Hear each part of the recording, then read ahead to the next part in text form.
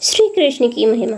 एक औरत रोटी बनाते बनाते ओम भगवते वासुदेवाय नमः का जाप कर रही थी।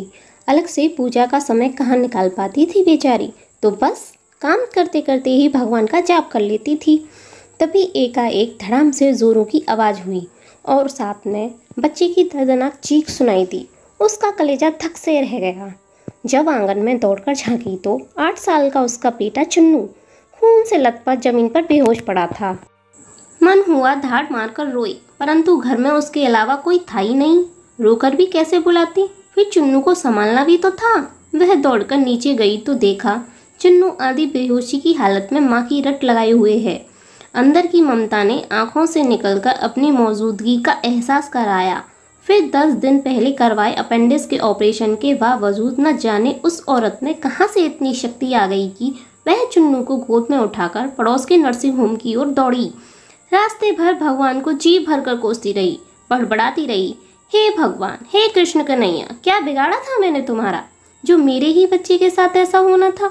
हॉस्पिटल पहुंचते ही उसे डॉक्टर साहब मिल गए और सही समय पर इलाज होने पर चुन्नू बिल्कुल ठीक हो गया। चोटें गहरी नहीं थीं तो कोई खास परेशानी नहीं हुई। रात को घर पर जब सब टीवी देख रहे थे तब उस औरत का मन बेचैन था। भगवान से विपरीत होने लगी थी। एक माँ की ममता प्रभु सत्ता को चुनौती दे रही थी। उसके दिमाग में दिन की सारी घटना कल्पचित्र की तरह चलने लगी।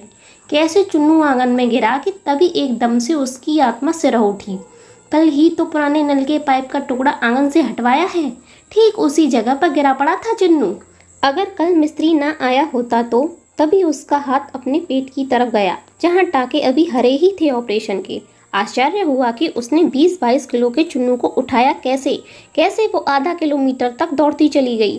फूल सा हल्का लग रहा था चुन्नू, वैसे तो वो कपड़ों की बाल्टी तक छत पर नहीं ले जा पाती।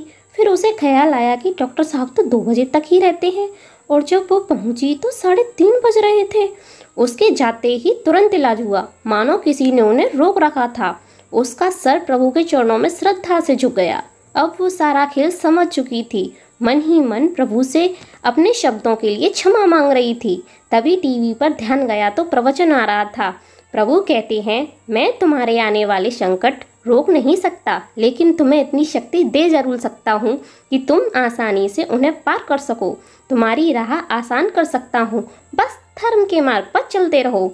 उस औरत ने घर के मंदिर में झांककर देखा तो कन्हैया जी मंद मंद मुस्कुरा रहे थे। तो दोस्तों, हमें इस कहानी से यह शिक्षा मिलती है कि हमारे जीवन में कष्ट कितना भी क्यों ना हो, ईश्वर में आस्था रखने वाले लोग परेशानियों से महफूज रहते हैं।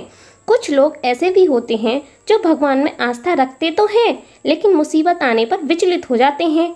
परेशानी की स्थिति में कुछ लोग अपनी आस्था को कमज़ोर करके ईश्वर को ही जिम्मेदार ठहराते हैं, जबकि ईश्वर कभी किसी के साथ बुरा नहीं करते। वो किसी न किसी रूप में आकर हमारी सहायता अवश्य करते हैं। आपके इस कहानी के बारे में क्या विचार है, हमें कमेंट करके जरूर बताएं। वीडियो अच्छी लगी हो तो लाइक, शेयर एंड सब्सक्राइब करना ना भूलें। मिलते हैं नेक्स्ट टाइम एक अच्छी वीडियो के साथ। तब तक के लिए जय श्री कृष्णा एंड जय श्री राधे।